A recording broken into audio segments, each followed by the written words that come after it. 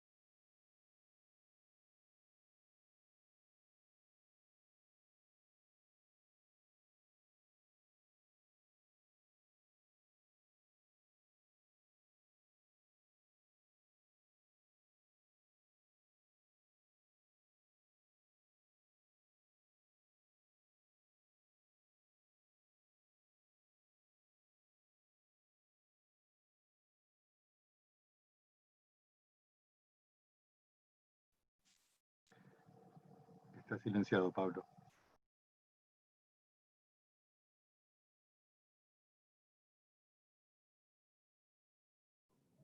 Habla ahí, estamos con un tema con el sonido, fíjate ahí de volver a habilitar el micrófono si podés.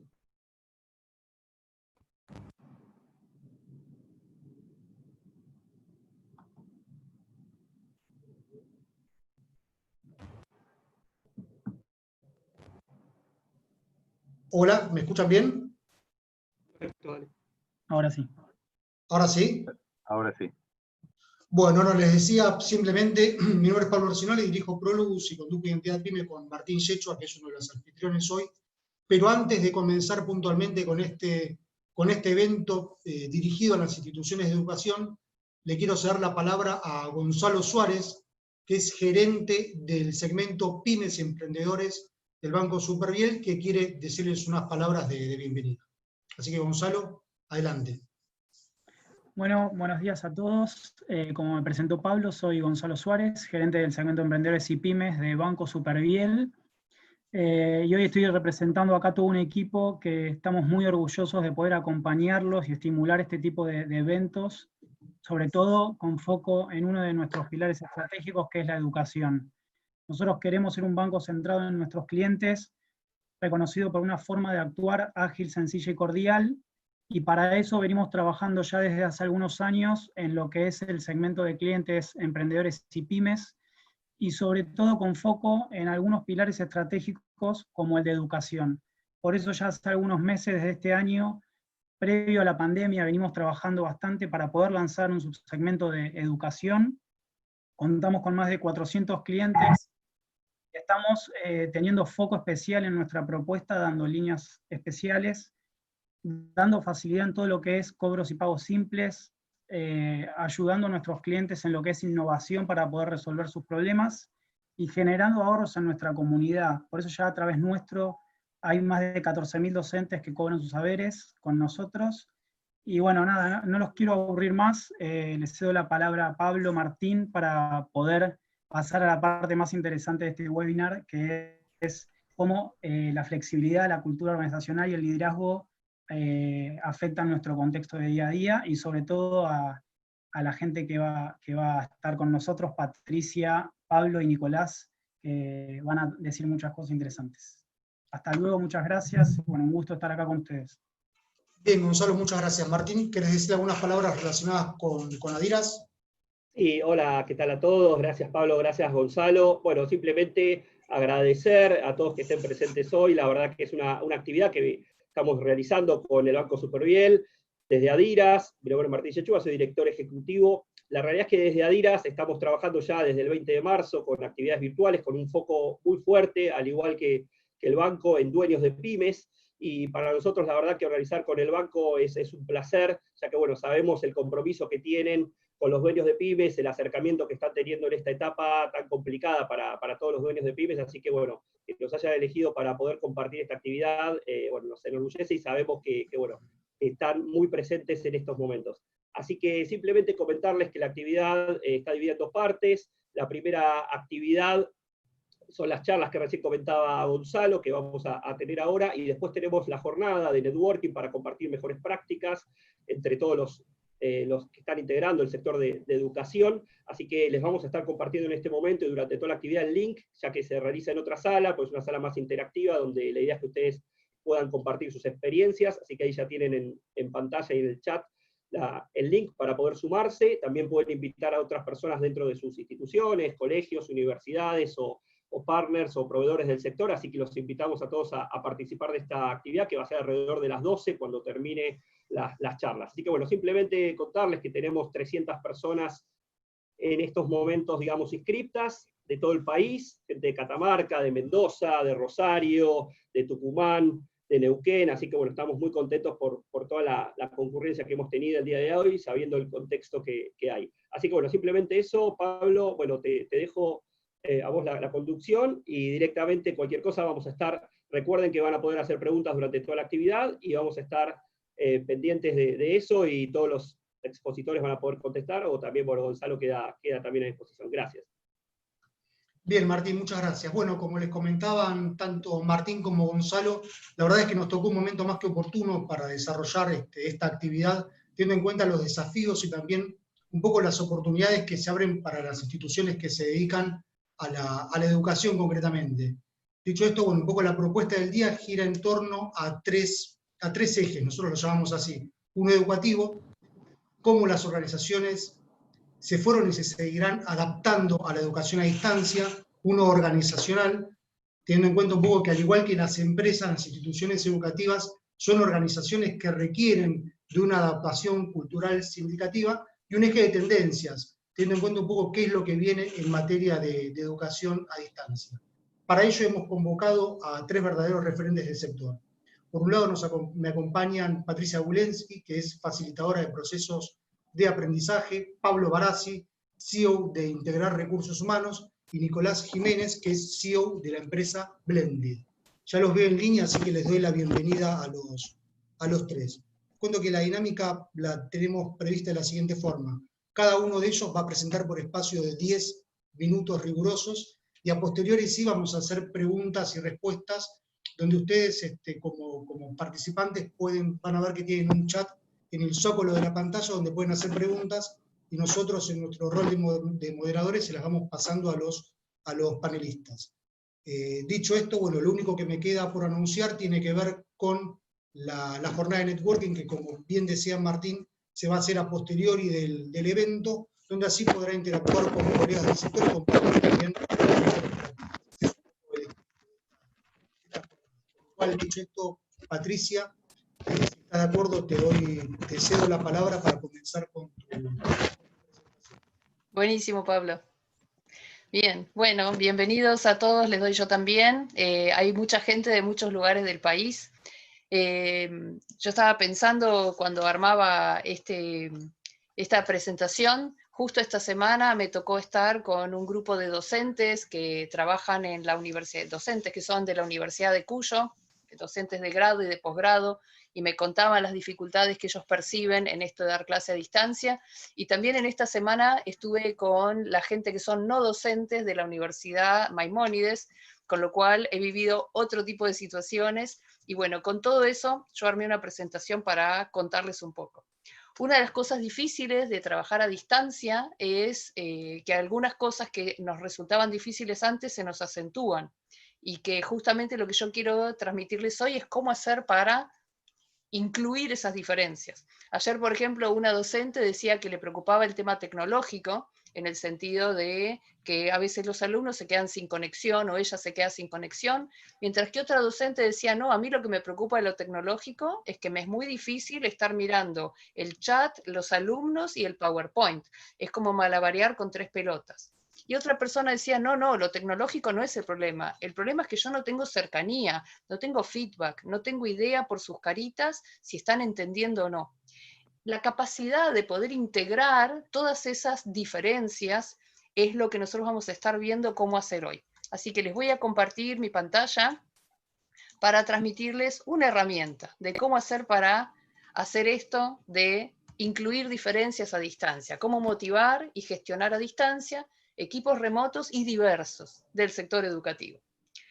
Yo les voy a proponer una herramienta que se llama Conversaciones de Convivencia. La vamos a aprender en poquitos minutos y la idea es así. Voy a usar 2 fuerzas. Por un lado, la idea es que el jefe de equipo, el líder de equipo, el coordinador de un equipo, ya sea de docentes o de no docentes, dinamiza el aporte del equipo, o sea, que el equipo me aporta cosas. ¿Cómo hago para que el equipo me aporte y me traiga desde sus no conformidades hasta propuestas? Por otro lado, voy a usar otra fuerza que se llama reversibilidad. La reversibilidad, en poquitas palabras, tiene que ver con salir del blanco y negro y darse cuenta que tanto el blanco como el negro tienen ventajas y desventajas. Les cuento un poquito más sobre la reversibilidad porque ahí está la clave de gestionar gente diferente. Miren cómo es esto.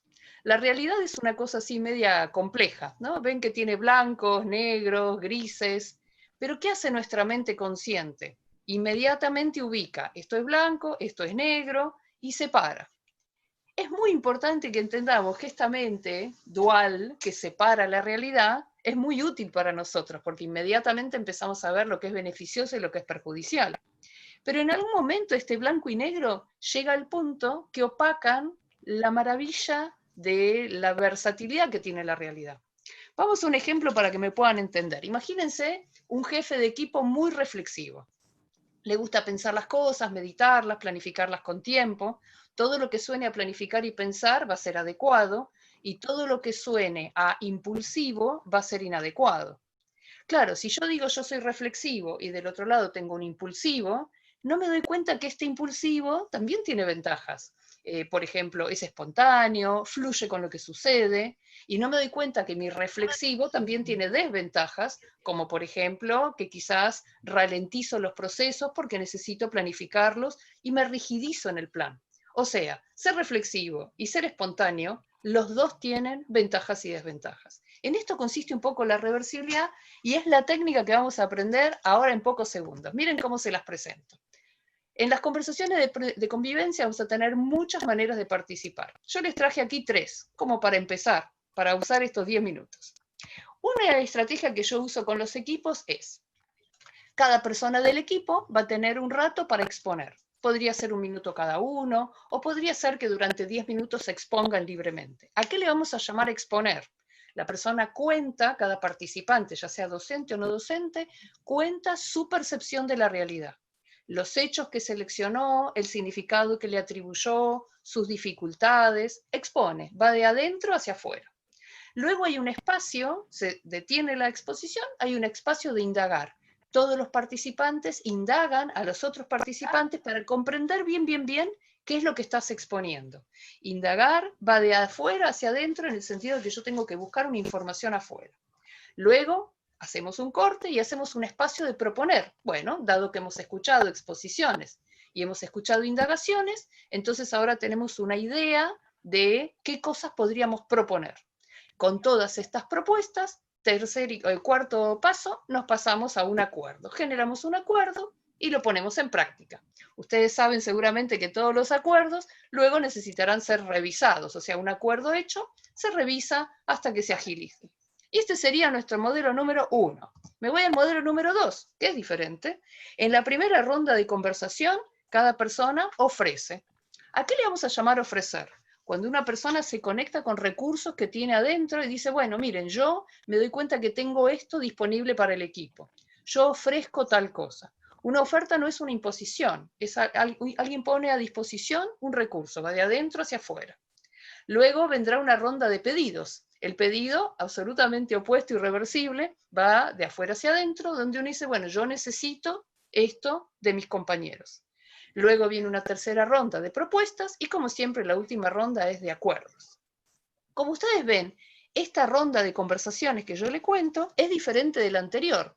También tiene 4 pasos y también la idea es que yo como coordinador asigno un tiempo. Por ejemplo, yo puedo decir, vamos a tomar 5 minutos de ofertas, 10 minutos de pedidos, 10 minutos de proposiciones y 10 minutos para generar un acuerdo que luego pondremos a prueba. Vamos a ir a nuestro modelo número 3. En este, cada persona comienza opinando. Ustedes saben lo que es una opinión, es una valoración sobre ciertos hechos. Entonces, por ejemplo, el coordinador trae una situación que pasó y todos opinan, sabiendo que cada opinión es la subjetividad de cada integrante. Claro, como el primer paso es subjetivo, el segundo paso va a tener que ser lo contrario, objetivo. Entonces, vamos a encontrar cuáles son los criterios desde los cuales se opinó.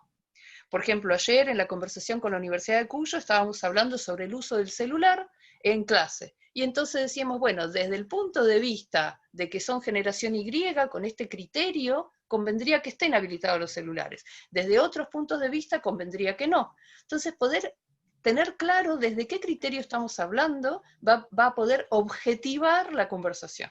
Como siempre, en la tercera etapa vamos a tener una etapa de propuestas y una etapa de acuerdos.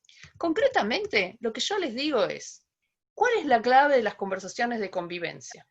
Generar un espacio donde las personas exponen, indagan, ofertan, piden, opinan o encuentran criterios con miras a que luego puedan hacer propuestas y generar un acuerdo.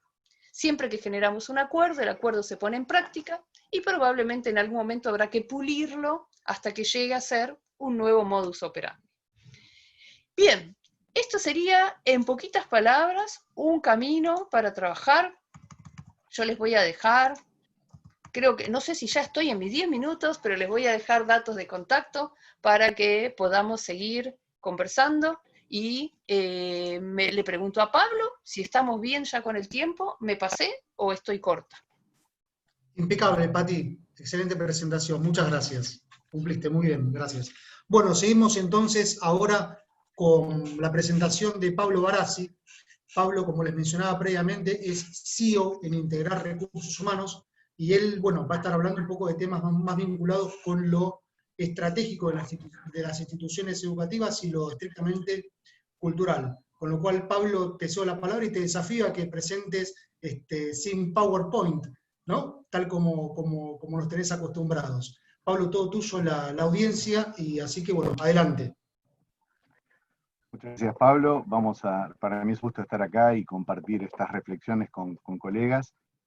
Cuando la invitación fue adaptar la cultura de las instituciones educativas al nuevo entorno, debo reconocer que el punto de partida para mí fue, sin contradecir el título, es que la cultura de cada institución ya se adaptó. O sea, la respuesta adaptativa al nuevo entorno ya ocurrió y por eso tenemos que aprender a ver lo que está pasando.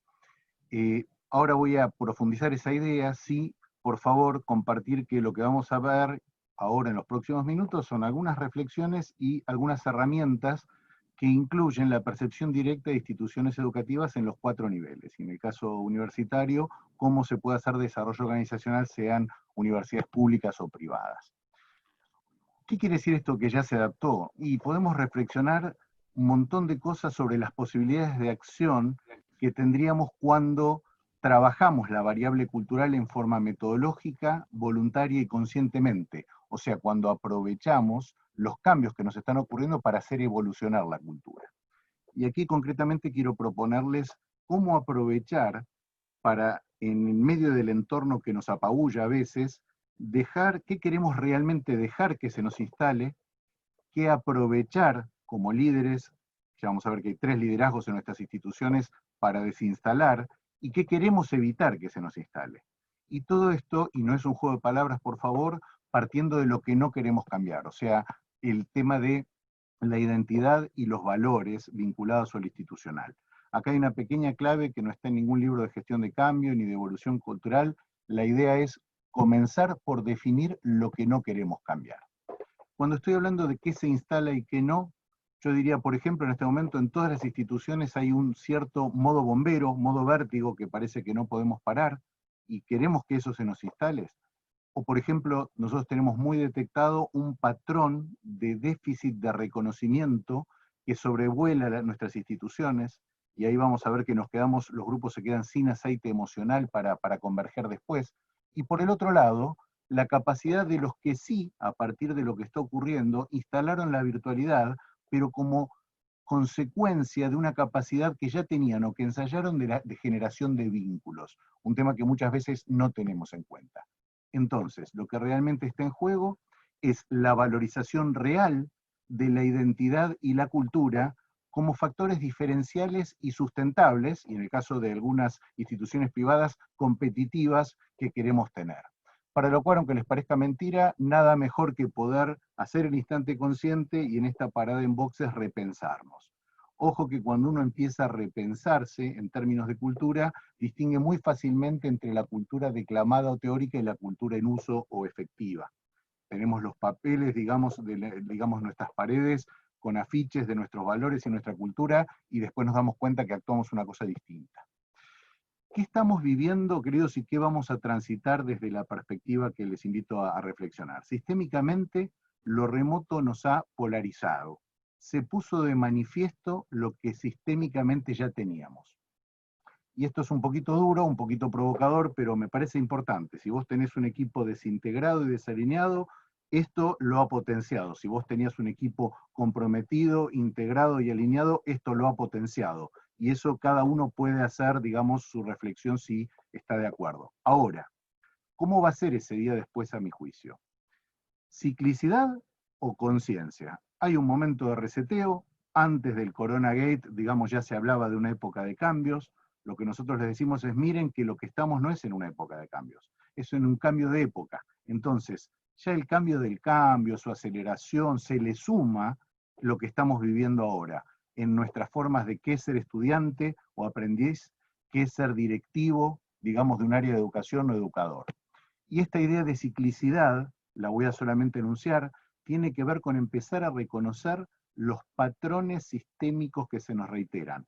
Nosotros tenemos patrones repetitivos de conducta exitosa o deficiente que estas circunstancias disruptivas y cierto aislamiento han potenciado. Si hay cosas que te están pasando en cualquiera de los ámbitos que vamos a nombrar, ten en cuenta que quizás seguramente ya estaba en tu sistema. Con lo cual, les digo como prospectiva, en nuestras instituciones de acá a un tiempo se va a hablar solamente de dos cosas, de simplificación o simplicidad al extremo y de trabajo colaborativo o de equipos a todos los niveles. La nueva unidad de medida, queridos, entre el individual y el organizacional es el equipo.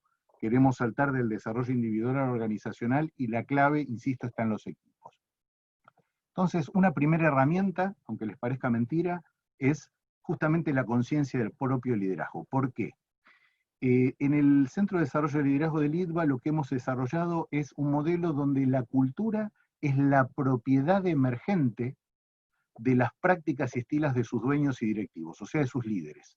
Entonces, está en nosotros como dueños y directivos asumir esa zona franca, aprovechar para estimular el desarrollo de equipos colaborativos entre lo docente y lo administrativo, cómo lo gestional nos atraviesa, y ahí es donde cada uno como docente, como directivo, se tiene que revisar si tiene o no desarrollada la competencia de percepción, comprensión y gestión consciente de la cultura o no. Y tenemos que enfrentarnos sin mucho tapujo ni ruborizarnos con el tema del poder en cada una de estas instancias. Y aquí yo quisiera abrir la idea de la complejidad de nuestras instituciones educativas, de los tres liderazgos que a veces se fusionan en forma un poquito distorsiva.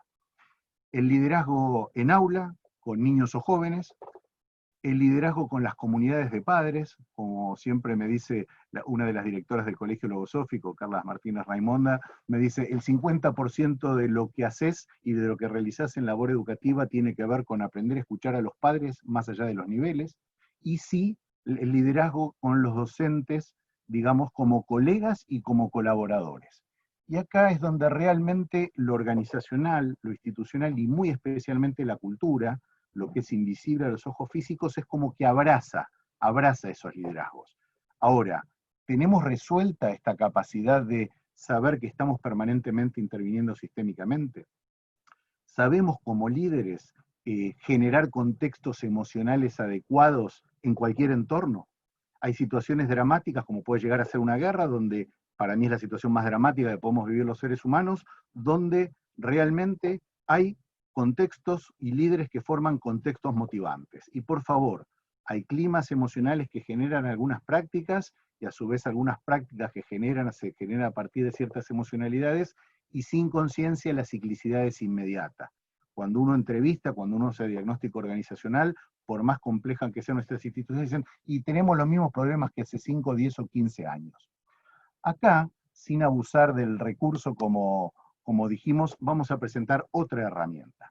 Y esta herramienta tiene que ver con la idea que nosotros, en nuestras instituciones educativas, tenemos que aprender a distinguir momentos de un equipo. Y esos momentos de un equipo educativo tienen que ver con aprender a distinguir cuando lo que estamos haciendo, estamos en un momento de vestuario, estamos en un momento de entrenamiento o estamos en un momento de cancha. Y con este vértigo, digamos que en algunos lugares se ha instalado, perdemos una parte de la vincularidad y la estrategia que se forma, digamos, en los momentos de vestuario, del entrenamiento y prospectiva que tenemos cuando estamos aprendiendo juntos o proyectando futuro, y nos absorbe la cancha. Hay un cuarto momento muy importante que tiene que ver con el reconocimiento, el recovery, la recuperación, que es cuando ya hayamos ganado o perdido el partido de nuevo con nuestras tres comunidades, tanto de docentes como de padres como de alumnos. Dos disfuncionalidades que tiene: una, no saber que hay distintos momentos en un equipo; segundo, que estos momentos directamente fusionarlos, no distinguirlos. Y ahí es donde, si me permiten, quiero transmitir una tercera herramienta. Una herramienta que nos lleve a mayor conciencia organizacional. ¿Qué es lo que nosotros observamos? Observamos una resistencia por tomar nuestras escuelas y universidades como organización, con los principios básicos de gestión. Hay una clave sistémica en desarrollar lo que nosotros llamamos el segundo anillo de gestión. Tenemos que dejar de lado un poquito y clarificar el concepto de resultados, con el cual a veces todavía nos peleamos. Nosotros inclusive para algunas intervenciones hemos tenido que distinguir resultados de logros para que sean resultados numéricos y logros más emocionales o no numéricos que a veces pesan mucho. Entonces, si nosotros decimos frente externo, a ver, la teleeducación, lo que se nos viene o ya se nos vino. Remoto no implica distante, ya vamos a ver que el líder remoto no implica líder distante. Lo digital es muy efectivo en la medida que podamos o hayamos desarrollado nuestra capacidad vincular efectivamente, donde se hace en esos espacios de vestuario y de entrenamiento, en esos espacios organizacionales que como líderes tenemos que co-crear. También hay un frente interno que realmente a veces no tomamos en cuenta. ¿Cómo hacemos para entramar áreas y niveles? ¿Cómo hacemos para instalar sistemas ágiles de reflexión-acción cotidiana, enhebrados sí con reflexiones estratégicas más intensas, más de vestuario? ¿Cuántas veces en el conjunto grande, y más con estas tecnologías, podemos estar algunos que si no, no podíamos juntarnos nunca? Última herramienta, esta parada obligada en boxes es un momento ideal para revisarnos, para aprovechar, digamos, y repensarnos estratégicamente. Hay que animarse a revisar la estrategia con nuestros equipos docentes, con nuestros consejos de regencia, con nuestros consejos académicos, con las comunidades de padres, con los centros de estudiantes, pero tiene que ser planificado, no puede ser azaroso. Y desde allí, aprender a hacer evolucionar la cultura es la clave para cualquier desarrollo futuro. Y hay algo muy interesante, todo desarrollo futuro que nosotros podamos lograr en nuestras instituciones educativas ya está en nuestra historia. Sistémicamente nosotros, si honramos ese pasado, podemos proyectarnos con fuerza hacia el futuro, pero la responsabilidad principal es nuestra. Parar la pelota, revisar los sistemas vinculados con gente y síntesis de síntesis para cumplir con el tiempo. Lo cotidiano no debe ser vértigo, hay que salir de modo bombero y pasar a modo consciente. Hay algunos, insisto, que para los cuales el día después va a ser ciclicidad y repetición, y lo mismo, y para otros, si hacen bien la parada y aprovechan para instalar algo en el sistema, algo distinto. Muy importante poner foco en lo que estamos haciendo, y por favor, siempre partiendo de mirarnos a nosotros. Hay una baja contundente de los liderazgos técnicos y de presión para desarrollar en nosotros la capacidad para construir y sostener vínculos y la capacidad para inspirar y motivar realmente, cosa que no podemos hacer si somos distantes, líder remoto no es líder distante, si no estamos accesibles nunca, cosa que a todos nos pasa, pero tenemos que hacer el esfuerzo, y sobre todo si no somos líderes frecuenciados. Nosotros tenemos que aprender a frecuenciarnos con corrientes mentales que no sean de angustia, que no sean de ansiedad, y tratar de buscar cómo jerarquizamos aquello con lo que nos conectamos, porque eso es lo que después vamos a transmitir al sistema. Hay la posibilidad concreta de ser líderes más virtuosos, más conscientes, y el Pistis Management, si me permiten llamarlo así, puede ocurrir. Así que aprovechar el momento para repensarnos, y todo esto que brevemente he compartido no es la única, pero sí considero humildemente, y estoy muy contento de compartirlo con colegas, la mejor forma en colaborar con la adaptación de la cultura en nuestras instituciones educativas. Bueno, Pablo, qué presentación, muy inspiradora, muchas gracias por tu tiempo, espero que te puedas quedar después brevemente para un espacio de preguntas y respuestas.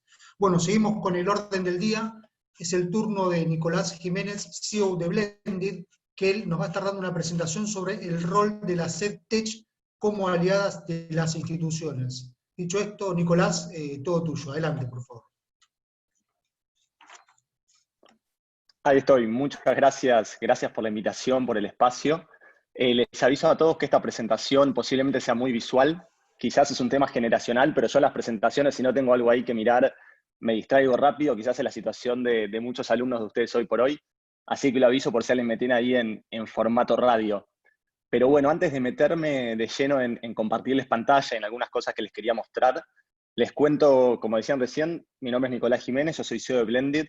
Blended es una plataforma escolar digital y hoy trabajamos con más de 700 colegios en 8 países de América Latina, desde Ciudad de México hasta Ushuaia, pasando por Guatemala, por Colombia, por Perú, por Paraguay. Y hoy por hoy, en todos estos países, los directivos, los docentes, los padres, nos hacen la misma pregunta. Y esa pregunta es, ¿cómo va a ser la escuela después de la pandemia? Y la realidad, y acá ya les doy un pequeño spoiler de lo que se viene por delante, ni yo ni nadie en el mundo tiene muy claro qué va a ser, pero creo que lo interesante hoy es poder trasladarle todas estas preguntas que están surgiendo dentro de nuestra comunidad y ver si en conjunto podemos llegar a algunas respuestas o a pensar cómo podría ser esta escuela después de la pandemia. Así que bueno, ahora sí voy a compartirles pantalla y me meto de lleno en la presentación. Creo que la pregunta que más escuché en este tiempo de trabajo remoto es, ¿ven bien mi pantalla? Voy a asumir que sí, si no alguien me avisa. Pero bueno, como les decía antes, ¿cómo va a ser la escuela post pandemia? Creo que lo primero que tenemos que tener en claro entre todos es, esta es una nota que salió ayer, el secretario general de Naciones Unidas habló sobre lo que es la crisis del sistema educativo. Hoy tenemos escuelas cerradas en 160 países del mundo. Esto afecta a 1 billón de estudiantes. Y todavía tenemos 100 países del mundo que ni siquiera han anunciado cómo es el plan de reapertura de las escuelas. ¿Qué es lo que genera esto? Esto genera una de las mayores disrupciones en la historia del sistema educativo y lo que el propio secretario general de Naciones Unidas describió como una posible catástrofe para una generación entera. Partamos también de la base, ¿no?, que el sistema educativo que teníamos en el mundo tampoco funcionaba tan bien. Teníamos ya 250 millones de niños fuera del sistema y una brecha educativa muy, muy grande, de lo cual veníamos hablando hace muchos años. Y esta crisis podría ampliar esa brecha, podría dejar a más chicos afuera del sistema. Entonces, creo que si en algún momento lidian con padres, con familias, con docentes que vienen con la pregunta de, bueno, ¿cuándo va a abrir la escuela y cómo va a ser la escuela post pandemia? Creo que es súper importante dar este contexto, ¿no? Estamos ante la mayor disrupción del sistema educativo y tenemos 160 países del mundo que todavía tienen las escuelas cerradas. Entonces, entendiendo este contexto, es poco probable que cualquiera de nosotros pueda dar hoy una respuesta muy certera acerca de cómo va a ser esta escuela después de la pandemia. Pero, más allá de esto, hay algunos países que han abierto las aulas y hay algunas imágenes que quería compartir con ustedes que a mí me llamaron bastante la atención, ¿no? Estas son imágenes, esta es una foto de Beijing. En la apertura de clases tenemos ahí una nena presentando ante sus compañeros. Vemos distanciamiento, vemos máscaras, vemos este plástico entre los alumnos y los compañeros. Esto es en un jardín en Hong Kong, donde podemos ver a los chicos en sus bancos con limitaciones de plástico en cada uno de los pequeños bancos que tienen. Las maestras tomando la temperatura, hay una parte muy importante ahí de reportar rápidamente síntomas que puedan ocurrir, vamos a charlar después de eso. Acá una escuela en Israel, les cuento a todos que abrió las aulas, abrió las escuelas y tuvo que volver a cerrar por una serie de brotes que surgieron, y había equipos constantemente testeando y haciendo hisopados a los alumnos dentro de las aulas. Acá hay una imagen mostrando eso. Otra imagen de Hong Kong, con los chicos almorzando cada uno en una mesa separada, alcohol en gel en las puertas de los colegios. Esta me hizo reír bastante. Yo era un gran jugador de metegol cuando era chico, cuando iba a la escuela, y acá ahora hay divisiones entre un lado y el otro de los que juegan al metegol. Obviamente distanciamiento social dentro de las aulas, muy pocos chicos por clase, distancias entre unos y otros. Y esta me gustó mucho. Esta es una foto en Turín, en Italia, donde los chicos más chiquitos directamente están aprendiendo fuera del aula, en espacios abiertos, y obviamente muy pocos chicos y con bastante distanciamiento, ¿no? Así que bueno, poniendo un poco, creo que verlo es más fácil a veces que explicarlo. Estas son las primeras imágenes, los primeros conceptos que estamos viendo de cómo podrían llegar a ser nuestras escuelas después de la pandemia. Pero antes de saber cómo van a ser las escuelas después de la pandemia, hay una pregunta muy importante que es, ¿van a abrir las escuelas o no van a abrir y cuándo van a abrir? Y sobre esto quería compartirles una reflexión de mi amigo personal Donald Trump, que compartió ayer una reflexión muy profunda, incisiva, con un montón de conceptos complejos sobre el debate que hay hoy en Estados Unidos respecto de la reapertura de las escuelas. Esto lo tuiteó Trump ayer, me dejó pensando y lo quería compartir con ustedes, ¿no? Este fue el tweet, uno de los tweets más retuiteados y con me gustas de Trump del día de ayer. Abran las escuelas, punto. No hay conceptos, no hay explicación, en mayúsculas, casi que gritando, pero bueno, me causó un poco de gracia en pleno debate y con tantas complejidades que hay detrás de reabrir las escuelas. Pero bueno, que esa fuera la reflexión, me reí un poco ayer mientras preparaba la presentación. Pero bueno, para poder abrir las escuelas hay una serie de preguntas que hoy por hoy están abiertas, ¿no? Y la realidad es que yo no tengo la respuesta, posiblemente pocos la tengamos, pero quería dejarles esas preguntas a ustedes para que puedan reflexionar en casa y con sus equipos, ¿no? Que creo que es lo más relevante. La primera pregunta que hoy está es una pregunta sanitaria, ¿no? Que es ¿cuál es el rol de los niños y de los adolescentes como vector de contagio? Hubo una nota de la semana pasada, salió en Infobae, salió en muchos medios del mundo, demostraban que los niños podían tener hasta 100 veces más carga viral que un adulto. Una nota de un estudio en Corea del Sur de la semana pasada también mostrando que los adolescentes pueden, digamos, compartir y contagiar el coronavirus igual que los adultos. Entonces, ante esta situación, también hay otros artículos que muestran que no son vectores de contagio tan relevantes.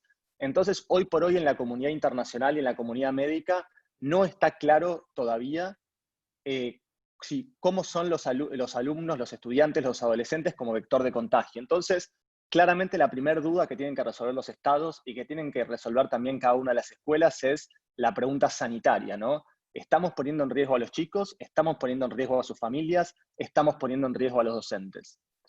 La segunda pregunta que surge viene del lado de los padres, ¿no? Y probablemente esta es una presión que está llegando muy fuertemente a los estados, a los ministerios y a los directores de escuela, que es la pregunta de qué ocurre con aquellos padres que progresivamente deban regresar al trabajo. Y esta es una nota de ayer de Goldman Sachs, es un reporte de Goldman Sachs, que lo que dice es que en los Estados Unidos muchos padres van a tener que dejar de trabajar de manera completa si las escuelas no reabren. Son padres que trabajan por horas, son padres que trabajan en empleos que no pueden trabajar de manera remota. Entonces, esta es una situación real que las empresas y las fábricas le están pidiendo a los padres que vuelvan, pero estos padres todavía no pueden volver porque sus hijos están en casa y las escuelas no reabren. De ahí el tuit probablemente de Trump que vimos recién, ¿no? Pero en mi opinión hay un tercer factor fundamental, que es qué postura van a tomar los docentes. Esta es una marcha de la semana pasada, del viernes creo, en Nueva York, cuando Trump y cuando el gobierno del Estado sugirieron la vuelta a clases, una marcha masiva de docentes y también apoyados por muchos padres, diciendo que todavía no era momento de reabrir las escuelas, que el riesgo era muy alto para la salud de los docentes. Y esta es una nota de hoy, está en Infobae acá a la derecha, donde también Baradel planteó hoy que no van a volver a las aulas hasta que haya una vacuna. Entonces, a la hora de pensar en la vuelta a clases, no es una decisión unilateral probablemente, es una decisión que tiene que acompañar los distintos actores. ¿Cómo va a afectar esto a los chicos? ¿Cómo afecta a los padres y a las familias? Y principalmente, ¿cómo afecta a los docentes y a los equipos directivos? Entonces, hoy por hoy, en el mundo, estas son, en mi opinión, algunas de las grandes preguntas sobre ¿van a volver o no van a volver las clases y cuándo van a volver? Como les decía, nosotros operamos hoy en 8 países de América Latina y cada semana estamos tratando de lidiar con esa pregunta. ¿Vuelven las clases? ¿No vuelven? ¿Cómo vuelven? Nuestros clientes nos preguntan esto todas las semanas, siempre les decimos lo mismo, ¿no? No hay respuesta y creo que cada vez hay más incógnitas. Y la última pregunta, esta a mí me resulta súper interesante, que es, asumamos que efectivamente logramos que abran las escuelas. ¿Por cuánto tiempo van a permanecer abiertas? Y acá hay distintos casos, ¿no? Tenemos el caso, como les decía, de Israel, abrió las escuelas, grandes brotes de COVID, tuvo que volver a cerrar. Beijing, en China, había abierto las escuelas, gran brote de COVID, surgido en muchas escuelas, tuvo que volver a cerrar. En el estado de Georgia, en Estados Unidos, abrieron, en una semana ya había 260 docentes y directivos con casos de COVID, tuvieron que volver a cerrar las clases también en ese estado. Entonces, otra pregunta interesante es si efectivamente logramos que reabran las escuelas, entendiendo la importancia, como planteaba Naciones Unidas, de que las escuelas efectivamente reabran en algún momento por la crisis que estamos viviendo, hay que entender que quizás no permanezcan abiertas por demasiado tiempo y que este concepto de escuelas abiertas y cerradas, yendo y viniendo, es un concepto al que quizás nos tengamos que acostumbrar. Entonces, y ya por esto para ir cerrando, después me contarán cómo vengo con el tiempo, ¿Cómo será la escuela pospandemia? Como charlábamos recién, estos son algunos puntos de algunos reportes que surgieron, reportes de UNESCO y también fueron levantados por muchos medios. Estos son algunos conceptos generales, ¿no? Para llevarnos un resumen. Estamos hablando de clases pequeñas de máximo 10, 11 estudiantes. Esto funciona fácilmente en países como Dinamarca, que tienen de media 11 estudiantes por aula. No es el caso de las escuelas en América Latina, ni en la mayoría de los países del mundo, lo cual lleva a un concepto de turnos y días alternados. No se va a ir a la escuela todos los días. Algunos chicos irán los lunes, otros irán los miércoles. Los chicos, como vieron en las fotos, van a usar probablemente tengan que usar tapabocas, probablemente tengan que respetar el distanciamiento social. Con lo difícil que ya es lograr eso, digamos, en la población adulta, también va a ser muy complejo en los chicos. Se habla mucho de la necesidad de testeo, ¿no? O sea, poder testear rápidamente y traquear casos para manejar la emergencia sanitaria al mismo tiempo. Como charlábamos recién, las escuelas van a abrir y a cerrar periódicamente, dependiendo de su situación sanitaria.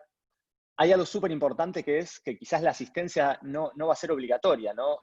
Es difícil obligar a un padre a que mande a su hijo a la escuela si el padre percibe que hay un riesgo para la salud de su hijo y su salud propia, ¿no? Entonces, se va a obligar también, y en muchos países ya ocurre, a que las escuelas deban asegurar la misma instrucción de manera online que de manera presencial, lo cual es un gran desafío.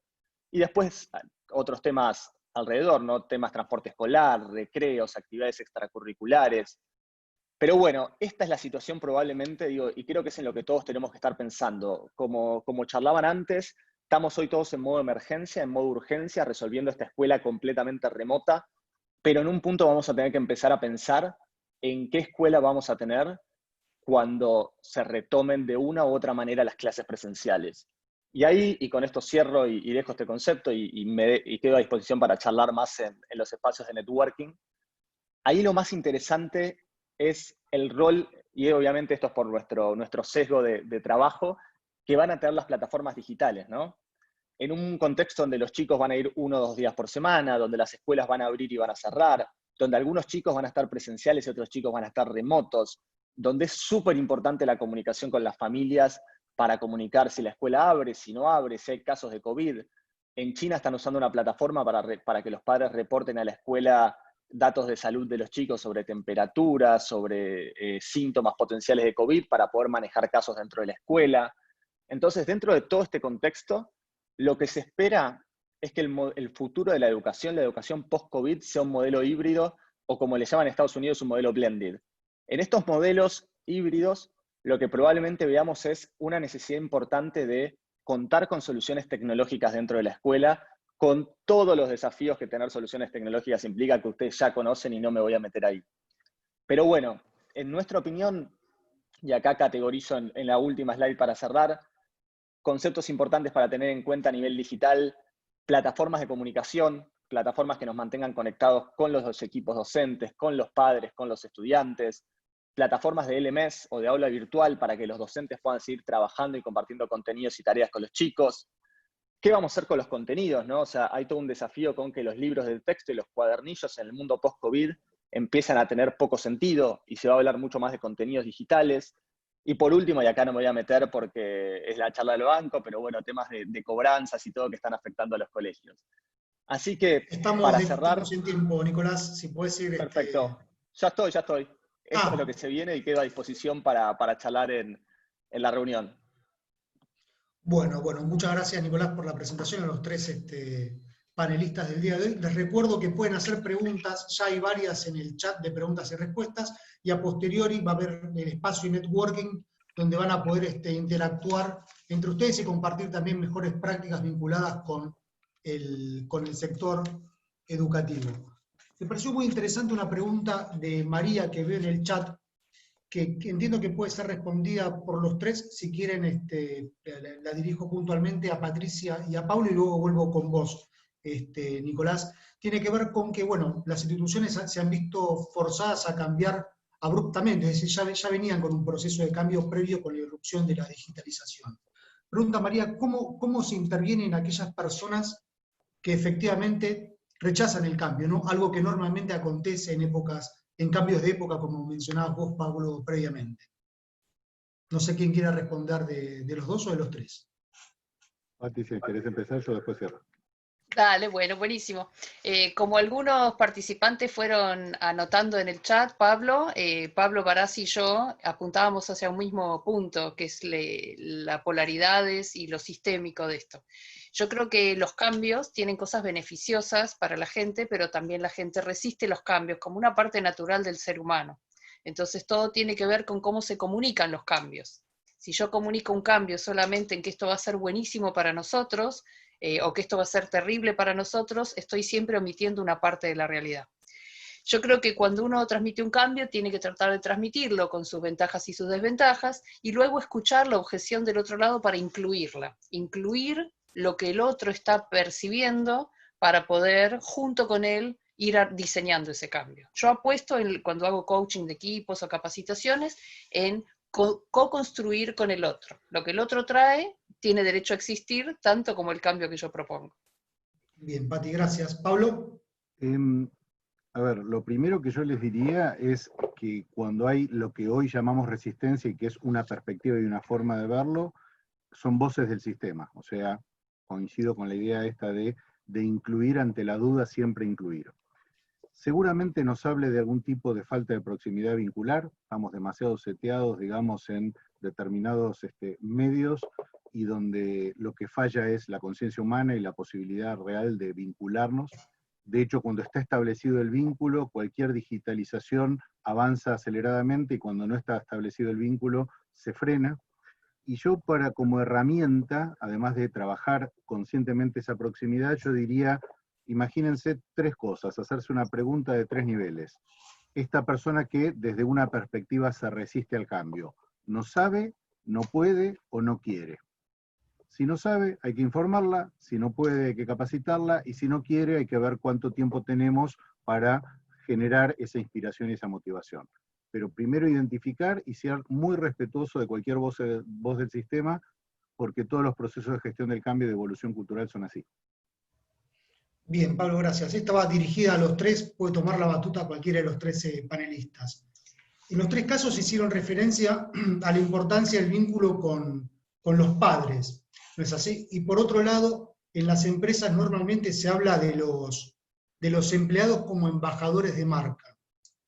En ese sentido, ¿tendrían los docentes un rol similar a los empleados de las empresas en cuanto a lo vincular con los padres? ¿Y cómo se genera compromiso a nivel comunidad trasladado a los padres y a los alumnos por intermedio de los docentes como canal? ¿Alguien quiere responder? ¿Muy complejo? No. No, ahí miren, si quieren yo aporto. Nosotros en concreto desde Blended trabajamos en lo que es comunicación entre docentes, colegios y padres de familia. Ese es nuestro foco de trabajo desde nuestra plataforma. Hoy por hoy realmente, o sea, con los padres trabajando, digamos, con los chicos dentro de la casa, los docentes a través de una pantalla, como decía Pablo antes, esa comunicación está viendo un montón de desafíos, ¿no? Entonces, además los docentes lejos de los equipos directivos en términos, digamos, de proximidad física. Creo que es importantísimo, digamos, el trabajo de los equipos directivos con los docentes a la hora de trabajar cómo va a ser esa comunicación con los padres, ¿no? O sea, no dejar al docente solo en el proceso, sino intentar acompañarlo en cómo trabajar con las familias, cómo trabajar con los padres, sobre todo entendiendo que además hay un contexto, ¿no? Donde hay una situación, digamos, general, económica, compleja en el mundo, y donde muchos padres están pasando situaciones difíciles. Entonces creo que poder apoyar a los docentes en la comunicación con los padres de familia es súper importante hoy por hoy, y que no se sientan solos. Creo que eso es algo que vemos nosotros en el día a día. Bien, gracias, Nico. Nosotros, muy de la mano de esto, Paul, lo que vemos es que definitivamente los docentes pueden llegar a ser embajadores de marca. La falta de conciencia institucional hace veces que los mandemos al frente sin cierto respaldo institucional. El contexto hace al texto, digamos, en un montón de cosas, y el contexto lo formamos los líderes somos formadores de contextos.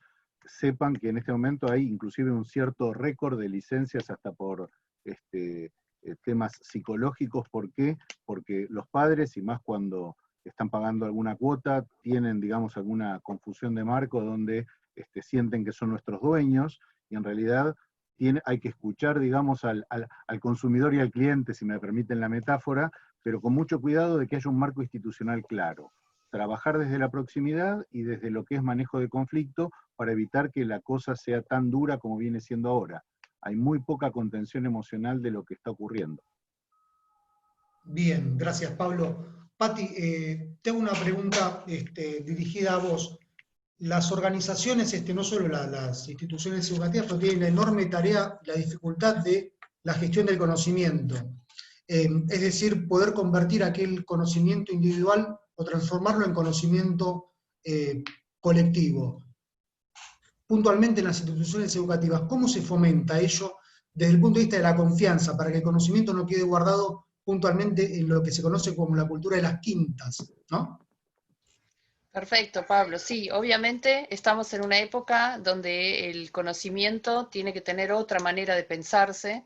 El conocimiento no lo tiene el que sabe más, ¿no? Cuando nosotros nacimos, las personas más grandes que nosotros sabían más y hoy aprendemos de los compañeros. Y sumo también a esto que decía antes Pablo, que tiene que ver con escuchar todas las voces, ¿sí? La única forma de construir un grupo, un sistema, un equipo, es escuchar todas las voces y validar todas las voces antes de tomar una decisión y hacer un acuerdo. Entonces, para mí es súper importante el trabajar en ver cómo invito yo a que el otro me aporte su conocimiento, porque si yo te digo, mira Pablo, contame todo lo que vos sabés, yo no te estoy invitando, ¿sí? ¿Cómo te seduzco para que vos me transmitas tu know-how? ¿Cómo hago que tu know-how sea tan válido como el mío o como el de tu compañero? Y ahí construir algo con ese caldo conjunto. Sumado, voy a enganchar de paso con la pregunta anterior, la de los padres, ¿no? En esto de las metodologías ágiles, que las empresas sabemos que se están movilizando, la idea es que el padre es un socio y yo tengo una parte que está planificada y una parte donde tengo que ir flexibilizándome para ir acomodándome a responder a lo que sucede. La escuela, las instituciones educativas tienen una velocidad de respuesta lenta, a diferencia quizá de las empresas que están teniendo una velocidad de respuesta más rápida. Entonces, ¿cómo gestionar el conocimiento? Me decís vos, bueno, sumando todo, y eso es coordinarlo. No es que yo tengo que saber mucho, tengo que saber coordinar todos esos saberes y armar juntos un acuerdo de cómo nos vamos a manejar. Bien, Pati, gracias. Bueno, estamos sobre el tiempo, les hago la última pregunta. A los tres pueden responder los tres, entiendo.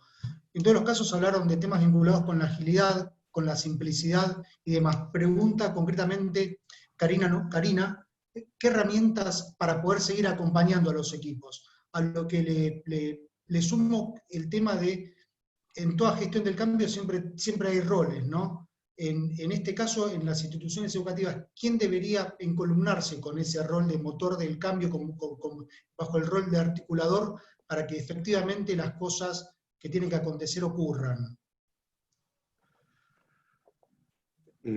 Lo primero que a mí me viene, si me permiten, a los colegas, es, a ver, más que motor de cambio, lo que hay que hacer es diseñar un proyecto de cambio, que es, digamos, donde se hacen, digamos, está muy claro quiénes son roles, funciones y cómo trabajarlo metodológicamente. El cambio y la evolución cultural no es voluntarista, es metodológica. Entonces hay que pensar todas situaciones, inclusive como la que presenta ahí una colega que dice, que se llama Claudia, que dice, ¿cómo hago para asumir en un lugar donde yo vengo formando parte del equipo? Bueno, esto forma parte de lo que uno tiene que ver. Bueno, ¿cuáles son las posibles promociones? ¿Es una promoción de primum inter pares? ¿Viene de otro área, de dentro de la misma institución? ¿Viene de otra institución? Y todo eso no se puede dejar librado al azar, pero tiene que tener formato de proyecto, a mi juicio. No sé lo que ustedes piensan. Sí, yo ahí aporto, nosotros en nuestra experiencia, como les decía, nosotros implementamos soluciones digitales en más de 700 escuelas en varios países, y cuando evaluamos éxito o fracaso de las implementaciones, la principal variable que surge, de ahí me sumo a lo que dijo Pablo antes, es el equipo, y el equipo directivo que está avanzando sobre esa transformación.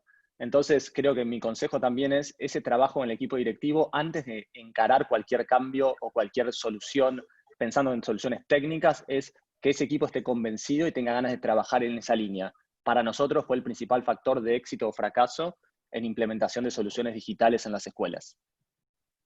Bien, bueno, Nicolás, Pablo, Pati, muchas gracias. Antes del cierre, les recordamos, está la jornada de networking que va a durar no mucho tiempo, pero que va a ser muy interactiva, donde van a poder compartir mejores prácticas.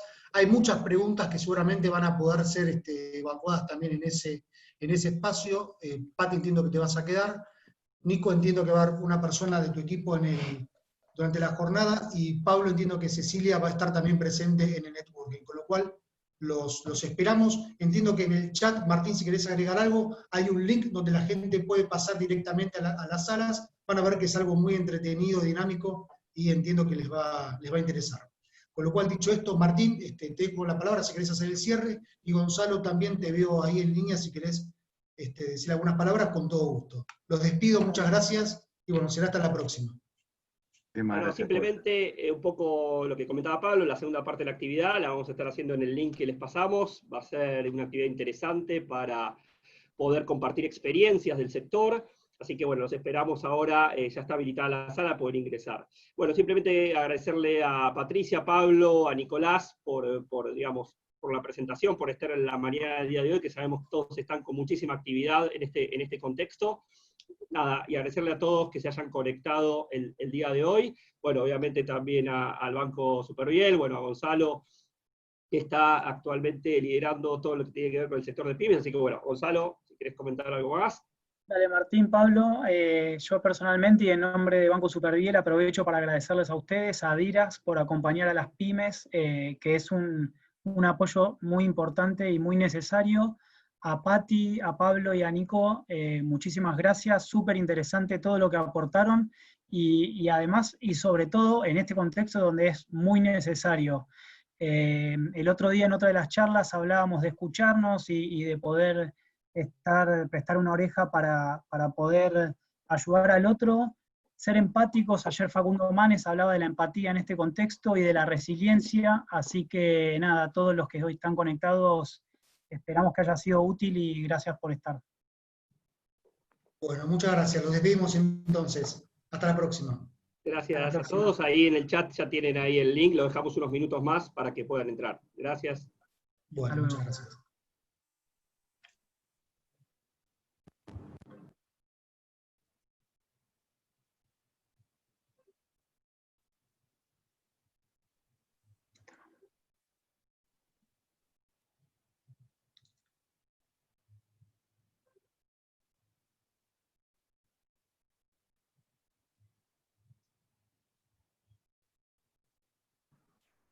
Vemos todavía que hay bastante gente conectada, así que les recordamos que la actividad sigue en el otro. Le vamos a volver a pasar ahí, algunos están pidiendo el link, le vamos a volver a pasar el link, así que ahí les damos el link. Ahí ya, si lo están viendo, con ese link directamente no tiene clave ni nada, entran a la sala que ya está habilitada.